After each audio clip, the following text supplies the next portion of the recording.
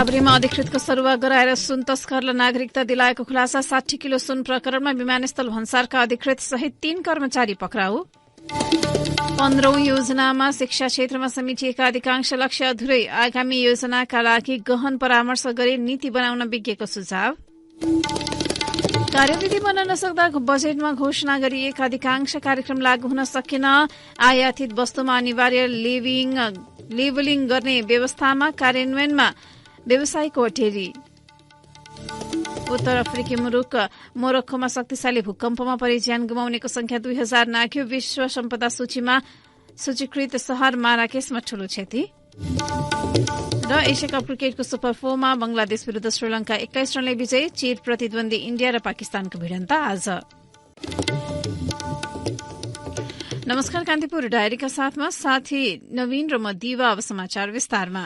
सुन तस्करीमा संलग्न विदेशीलाई नेपाली नागरिकता जारी गर्ने अघिल्लो दिन जिल्ला प्रशासन कार्यालय काभ्रेले नागरिकता फाँटका प्रशासकीय अधिकृतलाई हटाएर अनुकूल कर्मचारीलाई नयाँ नागरिकता जारी गर्ने जिम्मा दिएको भेटिएको छ। त्यसरी पठाएका कर्मचारी मार्फत नै प्रशासनले सुन तस्करलाई वंशजका आधारमा नागरिकता दिएको अनुसन्धानबाट खुलेको हो। काभ्रे प्रशासनले 2074 पौष 19 मा नागरिकता फाँट हेर्ने प्रमुख प्रशासकीय अधिकृत सीताराम थापालाई नयाँ नागरिकता जारी र राहदानी सम्बन्धी कामबाट हटाएर झपेन्द्र राज खरेललाई पठाएको पाइएको हो। त्यसको भोलिपल्टै खरेलले तस्करीमा संलग्न 2 जना विदेशी नागरिकलाई फर्जी विवरणका आधारमा नागरिकता प्रमाणपत्र दिएका हुन्। त्यसबेला प्रमुख जिल्ला अधिकारी शिवप्रसाद सिमखडा थिए। त्यसअघि खरेल विदामा रहेको पनि खुल्न आएको छ। विदामै रहेका बेला सुन तस्करीमा संलग्न गिरोहसँग खरेलको साँठगाँठ भएको हुन सक्ने सुन तस्करी प्रकरणको अनुसन्धानमा संलग्न एक अधिकारी बताउँछन्। प्रमुख जिल्ला अधिकारी सिमखडाले नै थापालाई हटाएर खरेललाई नागरिकता फाँट र राहदानी सम्बन्धी जिम्मा दिएका थिए। भोलिपल्ट पौष 20 मा तिब्बती मूलका बेल्जियन नागरिक दावा छिरिङ र अर्का एक चिनिया तस्करलाई वंशजका आधारमा नागरिकता जारी भएको थियो। खरेल हाल सिन्धुपाल्चोकको मेलम्ची नगरपालिकामा सूचना तथा गुनासो सुन्ने अधिकारीका रूपमा कार्यरत छन्। सुन तस्करी प्रकरणमा त्रिभुवन अन्तर्राष्ट्रिय विमानस्थल भन्सारका अधिकृत सहित 3 कर्मचारी पक्राउ परेका छन्। पक्राउ पर्नेमा भन्सार अधिकृत पुष्पा जोशी तथा नायब सुब्बाद्वय कमल परियार र वीरेन्द्र नेपाली रहेको प्रहरीले जनाएको छ। प्रहरीको केन्द्रीय अनुसन्धान ब्यूरो सीआईबीले 3 जना कर्मचारीलाई पक्राउ गरेको हो। पक्राउ परेका कर्मचारीमाथि अनुसन्धान अगाडि बढ़ाएको सीआईबीले जानकारी दिएको छ। 61 किलो सुन तस्करी प्रकरणमा यसअघि पक्राउ परेका भन्सार एजेन्ट कर्मचारी तथा तस्करमाथिको अनुसन्धानपछि भन्सारका थप 3 कर्मचारीको संलग्नता खुलेको हो। यसअघि विमानस्थल भन्सारकै 2 अधिकृत गणेश पौडेल र सन्तोष चन्द सहितका 4 कर्मचारी पक्राउ परिसकेका छन्। सुन तस्करी प्रकरणमा पक्राउ परेका 3 सहित पक्राउ पर्नेको संख्या 31 पुगेको छ। सीआईबीले विमानस्थल भन्सारकै उपसचिव श्रीधर टण्डनमाथि पनि अनुसन्धान गरिरहेको जानकारी दिएको छ।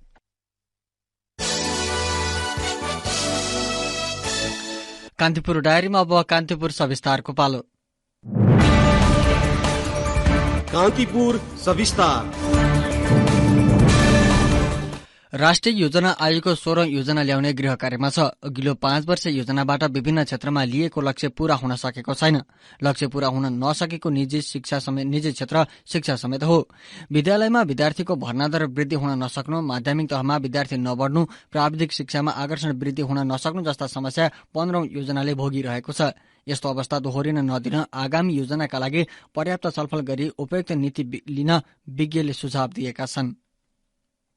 15औं योजनाको अवधि आगामी असार मसान्तमा सकिन लाग्दा राष्ट्रिय योजना आयोग हाल 16औं योजनाको आधार पत्रका लागि सुझाव संकलन गरिरहेको छ। आर्थिक वर्ष 2075-76 देखि कार्यान्वयनमा रहेको 15औं योजनाले 15 वर्ष माथिका 95% जनसंख्यालाई साक्षर बनाउने नीति लिएको थियो। तर यो अवधिमा तोकिएको उमेर समूहमा जम्मा 60.5% जनसंख्या मात्रै साक्षर हुने आयोगको एक अध्ययनले देखाएको छ। प्रत्येक वर्ष माध्यमिक तहमा करिब 5 लाख विद्यार्थी अध्ययन गर्छन्। त्यसको 30% विद्यार्थीलाई प्राविधिक शिक्षामा आकर्षण गर्ने योजना समेत जम्मा 16% खुम्सने आयोगको प्रक्षेपण छ। उच्च शिक्षा क्षेत्रमा समेत आयोगको लक्ष्य पूरा गर्न नसक्ने देखिएको छ। 5 वर्ष अघि उच्च शिक्षामा विद्यार्थी भर्ना दर 12% रहेकामा हाल जम्मा 19% सीमित हुने देखिएको छ। उच्च शिक्षामा प्राविधिक विषय अध्ययन गर्ने विद्यार्थी झन खुम्चिएका छन्। 5 वर्ष अघि उच्च शिक्षाका कुल विद्यार्थी मध्ये 23% को रोजाई प्राविधिक विषय भए पनि हाल सो अवस्था 21.5% मा झरेको रहेको छ।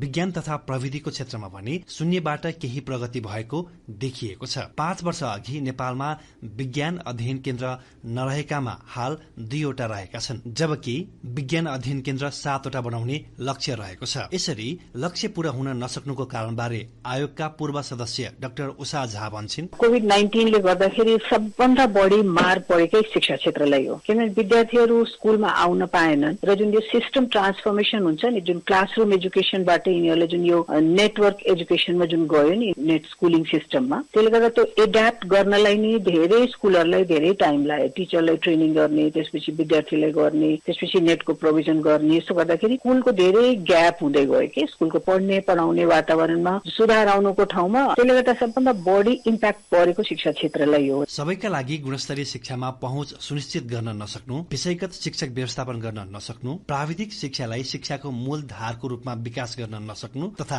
विश्वविद्यालय शिक्षालाई अनुसन्धानमा आधारित बनाउन नसक्नु र तोकिएको शैक्षिक वर्षमा तह पार गर्नेको संख्या कम हुनु लगायत समस्या देखिएका छन्। देशभित्र र बाहिर छरिएका जनशक्ति र प्रतिभाहरूको ज्ञान, सिप र क्षमतालाई उपयोग गर्ने वातावरण निर्माण गर्न नसक्नु विडम्बनापूर्ण देखिएको छ। सो समस्या समाधानका लागि गर्नुपर्ने पहलका बारेमा शिक्षाविद प्राध्यापक विद्यानाथ कोइराला भन्छन्, शिक्षक कुरामा भए विद्यार्थी नयाँ भए, पुराना शिक्षकलाई अत्यावधिक गरेर नयाँ विद्यार्थीको जोसँग मिलाउने के गरियो भन्ने बारेमा पहिलो काम चाहिँ त्यो गर्नुपर्छ। यो शिक्षकहरूले चाहिँ कुनै विषयवस्तुलाई अत्यावधिक गर्ने चिन्तन उहाँहरूसँग त्यति धेरै बलियो छैन। अब त्यो अत्यावधिक गर्ने किसिमको कुरोहरू चाहिँ प्रविधिबाट प्रत्येक शिक्षकलाई अत्यावधिक गर्ने किसिमको डिजाइन चाहिँ दोस्रो मैले देखेको त्यो विषय हो।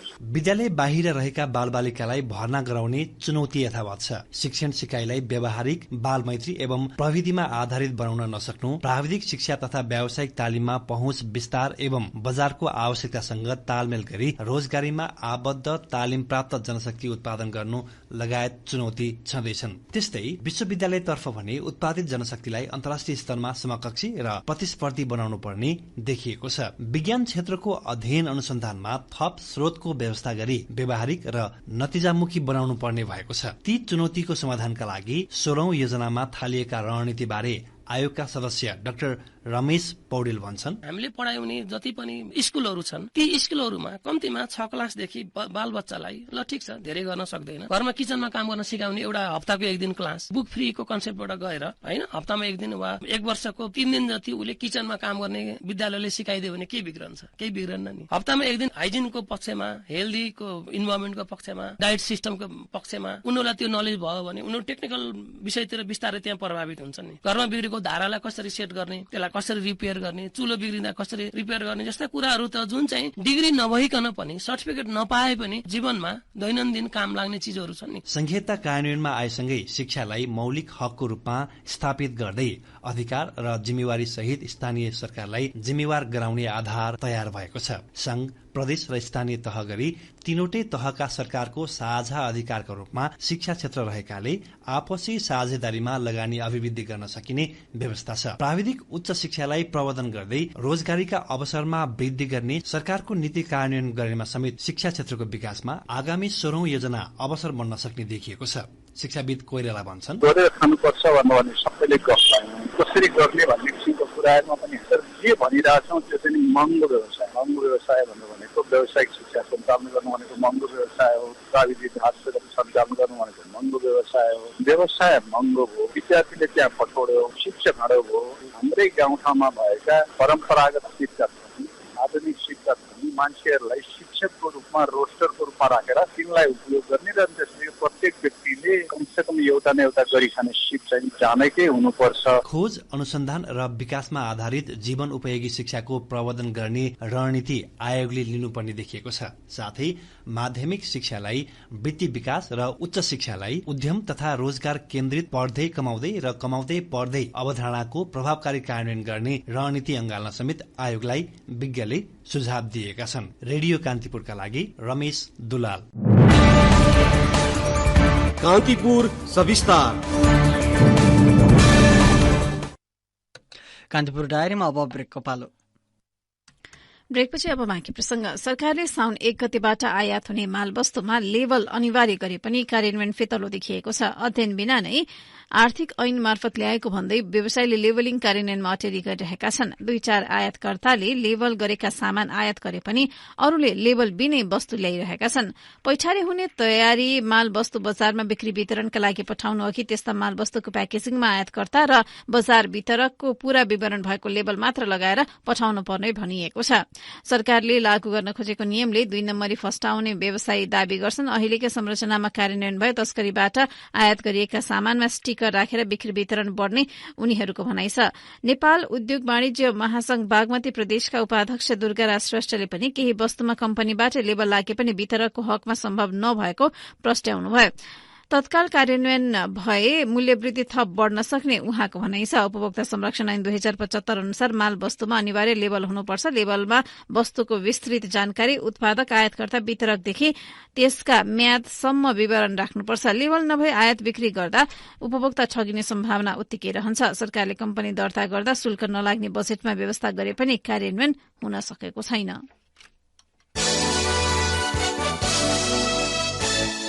राष्ट्रिय प्रजातन्त्र पार्टी राप्रपा अध्यक्ष राजेन्द्र लिङदेनले कोशी प्रदेशमा राजनीतिक संकट देखिएकाले कांग्रेस र एमाले मिल्नुको विकल्प नभएको बताउनु भएको छ। सर्वोच्च अदालतको परामर्शपछि गठित मुख्यमन्त्री हिक्मत कार्की नेतृत्वको सरकारलाई राप्रपाको कुनै समर्थन नभएको भन्दै अध्यक्ष लिङदेनले अहिलेको समस्या सत्तारूढ कांग्रेस र प्रमुख प्रतिपक्षी एमाले मिलेर मात्र समाधान हुने बताउनुभयो।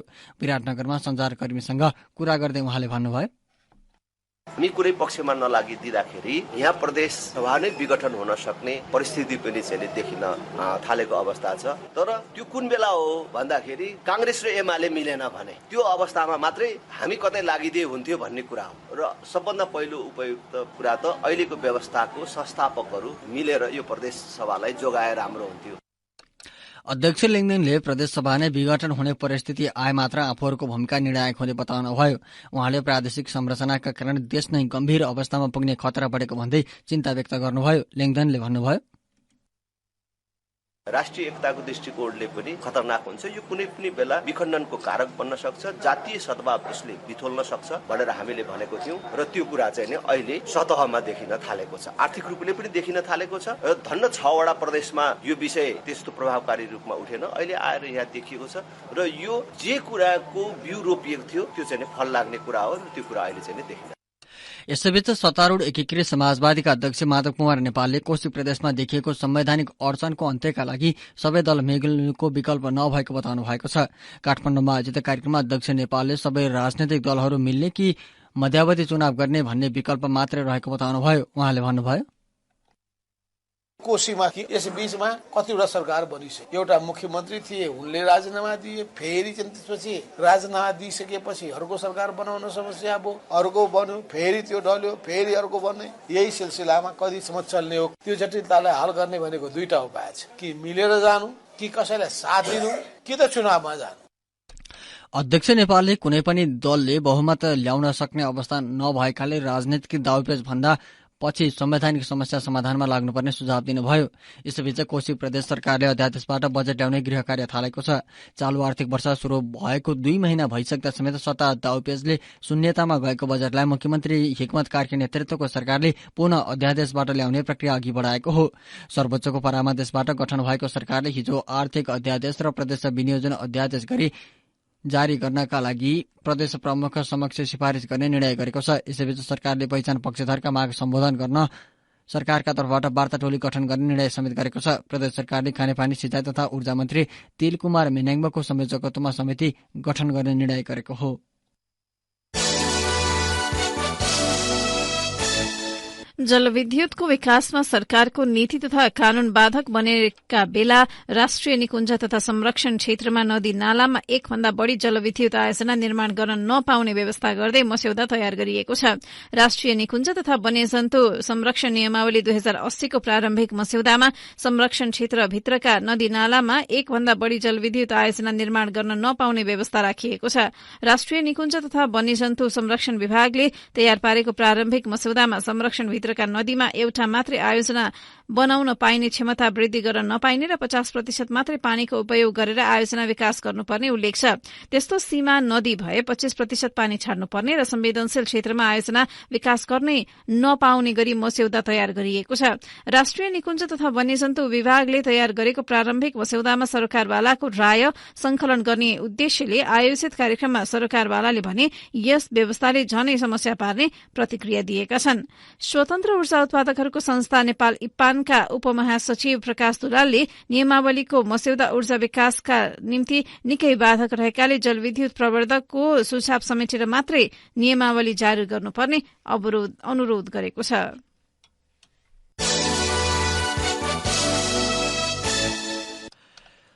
कांग्रेस संस्थापक नेता विश्वेश्वर प्रसाद कोइरालाको 110औं जन्मजयन्तीका अवसरमा आजदेखि पार्टी मुख्यालय सानेपामा 3 दिने बीपी साहित्य महोत्सव हुँदैछ। बीपीका साहित्य, राजनीति, दर्शन, कूटनीति, अर्थ राजनीति, विदेश नीति लगायतका विषयमा बहस हुनेछन्। यस्ता महोत्सवले पार्टीको आन्तरिक जीवनलाई नयाँ दिशा निर्देश गर्न बल पुग्ने नेताहरू बताउँछन्। महामन्त्री विश्वप्रकाश शर्माले भन्नुभयो, यति बेला समाजमा विवेकको भन्दा आवेगको कुरा बढी छ। तर्कभन्दा हठ हावी छ, कर्मभन्दा पपुलिजमको राजनीति हावी हुँदै गएको छ। यस्तो परिवेशमा हुने बहसले आवेग, हठ र पपुलिजम भन्दा चेतनाको राजनीतिलाई अघि बढाउन सहयोग पुर्याउनेछ। कार्यक्रमको तयारी समितिका संयोजक समेत रहेका सहमहामन्त्री बद्री पाण्डेले राजनीतिक दलभित्र मर्दै गएको वैचारिक शून्यतालाई जोगाउन महोत्सवले टेवा पुर्याउने बताउनुभयो। सहमहामन्त्री पाण्डे माओवादीमा कांग्रेस जन मात्रै नभएर फरक राजनैतिक दल र विचार भएका प्रबुद्ध वर्गको समेत उपस्थिति हुने हुँदा समग्र राजनैतिक दलको वैचारिक दृष्टिकोणमाथि नै बहस हुने बताउनुहुन्छ। महोत्सवमा 15 सेसन चल्नेछन्। लेखक अभि सुवेदीले बीपीको साहित्य सिर्जना र जीवन दर्शनका बारेमा बोल्नुहुनेछ। मार्क्स, गान्धी र बीपीका लोकतान्त्रिक समाजवादको खोजीको विषयमा आनन्द कुमारको प्रस्तुति रहनेछ। कान्तिपुर डायरीमा पुनः ब्रेकको पालो। ब्रेकपछि कान्तिपुर डायरीमा अब आर्थिक प्रसंग। 2074 फागुन 4 मा पहिलो पटक गण्डकी प्रदेश सरकारको मन्त्री परिषदले एउटा महत्वपूर्ण निर्णय गरेको थियो, 2 वर्षभित्र उज्यालो प्रदेश बनाउने घोषणा। यो प्रदेश सरकारको पहिलो महत्वपूर्ण निर्णय थियो। सो कार्यक्रमलाई प्राथमिकतामा राखेर सरकारले योजना अगाडि बढ़ाएको थियो। गण्डकी प्रदेश सभाको पहिलो कार्यकाल सकिएर दोस्रोमाको पनि 9 महिना पुग्दासम्म 4 जना मुख्यमन्त्री पाइसकेको छ। 2 वर्षको लक्ष्य 6 वर्ष पुग्दा पनि सरकारले पहिलो निर्णयको सार्थकता पाउन सकेको छैन। गण्डकीका 5,74,798 अर्थात 99.50% विद्युत सुविधा पुगेको छ भने 2,884 घरधुरीमा अहिले पनि बिजुली नपुगेको ऊर्जा जलस्रोत तथा खानेपानी मन्त्रालयको तथ्याङ्क छ। करिब 29,900 परिवार अहिले पनि अँध्यारोमै बस्न बाध्य रहेको मन्त्रालयको तथ्याङ्क छ। चालू आर्थिक वर्षमै गण्डकीलाई उज्यालो प्रदेश घोषणा गरिने सरकारकी प्रवक्ता रहेकी ऊर्जा जलस्रोत तथा खानेपानी मन्त्री सरस्वती अर्याल तिवारीले दावी गर्नुभयो। सरकारले सो लक्ष्य यस वर्षभित्रै सम्पन्न गर्ने गरी उज्यालो ऊर्जा मन्त्रालयबाट काम भएको उहाँको दावी छ। बाढ़ी पहिरोका कारण कतिपय जलविद्युत परियोजनामा क्षति पुगेको ठाउँमा मर्मतको काम तीव्र पारिएको सरकारले उल्लेख गरेको छ।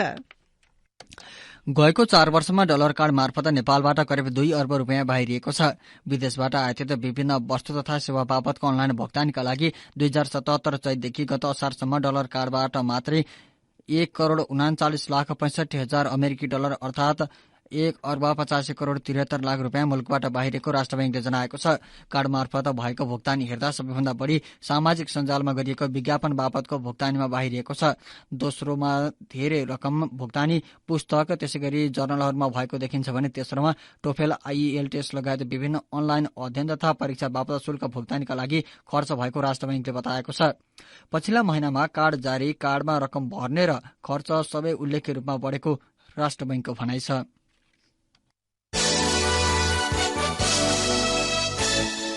विश्वको ठूलो अर्थव्यवस्था भएका देशहरूको संगठन G20 को शिखर सम्मेलन हिजोदेखि नयाँ दिल्लीमा शुरू भएको छ। बैठकको पहिलो दिनमै नयाँ दिल्ली G20 लिडर्स घोषणा पत्रमा सहमति भएको छ। रूस युक्रेन युद्धको विषयमा मतभेदका कारण घोषणा पत्रमा सहमति हुने बारे आशंका गरिएको थियो, तर घोषणा पत्र स्वीकार गर्न बैठकमा गरिएको प्रस्तावलाई सहभागी सबै राष्ट्रले समर्थन गरेका छन्। घोषणा पत्र तयारीमा भारतका तर्फबाट प्रतिनिधि अमिताभ कान्तले बलियो दीर्घकालीन सन्तुलित र समावेशी विकासमा घोषणा घोषणापत्र केन्द्रित रहेको उल्लेख गर्नुभएको छ। यस्तै विकास लक्ष्यमा पुग्न तीव्रता, हरित विकासको सम्झौता, 21औं शताब्दीका बहुपक्षीय संस्थाहरू र बहुपक्षवादलाई पुनर्जीवित गर्ने विषय पनि घोषणापत्रमा समेटिएका छन्।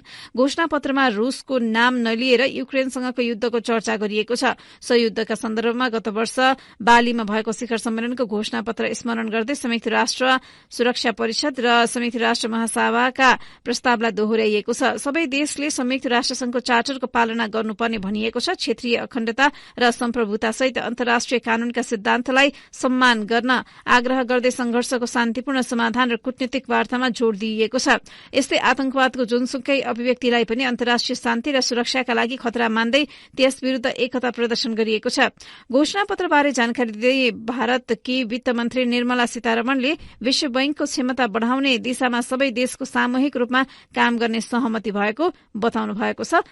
बैठकको पहिलो दिन अफ्रिकन युनियनलाई सदस्यता दिने निर्णय पनि गरिएको छ। उत्तर अफ्रिकी मुलुक मोरक्कोमा शक्तिशाली भूकम्पमा परि ज्यान गुमाउनेको संख्या 2000 नागेको छ। भूकम्पमा घाइतेको संख्या 1400 भन्दा बढ़ी रहेको मोरक्कोको गृह मन्त्रालयले जनाएको छ। भूकम्पका कारण मराकेस शहर सबैभन्दा बढ़ी प्रभावित भएको छ, तर दुर्गम पहाड़ी क्षेत्र लगायत देशका अन्य भाग पनि प्रभावित भएका छन्। मोरक्कोका राजा मोहम्मद छैटौंले 3 दिनको राष्ट्रिय शोकको घोषणा गर्दै भूकम्प पीड़ितलाई बास, खाना र उपचारको व्यवस्था गर्न निर्देशन दिनुभएको बीबीसीले उल्लेख गरेको छ। विश्व सम्पदा सूचीमा सूचीकृत मराकस शहर सम्पदामा ठूलो क्षति पुगेको छ। घाइतेहरूको उपचारका निम्ति रगत अभाव नहोस् भन्दै रक्तदान गर्न सरकारले स्थानीयलाई आह्वान समेत गरेको छ। मोरक्कोको आन्तरिक मामिला मन्त्रालयका अनुसार शुक्रबार राति मध्य मोरक्कोमा 6.8 म्याग्निट्युडको भूकम्प गएको हो। भूकम्पले भत्किएका भवनका भग्नावशेषमा पुर्याएको उद्धार समेत भइरहेको बीबीसीले जनाएको छ। भूकम्प प्रभावित मोरक्कोलाई सहयोग गर्न संयुक्त राष्ट्रसंघ सहित स्पेन, फ्रान्स र इजरायलले प्रतिबद्धता जनाएका छन्।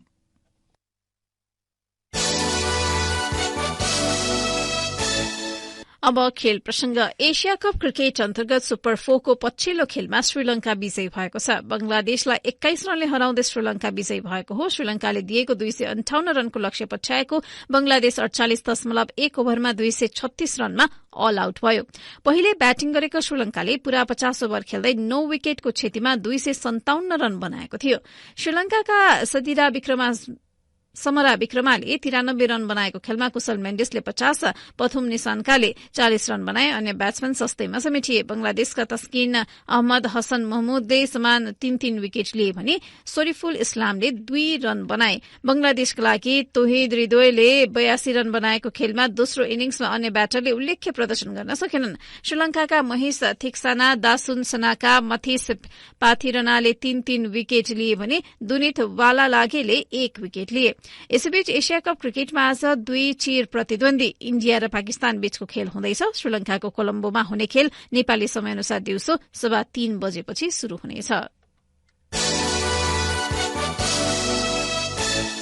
अब मौसम सम्बन्धी जानकारी। काठमाडौँ उपत्यकासहित मुलुकका अधिकांश स्थानको मौसममा आज आंशिकदेखि सामान्य बदली रहने जल तथा मौसम विज्ञान विभागले जनाएको छ।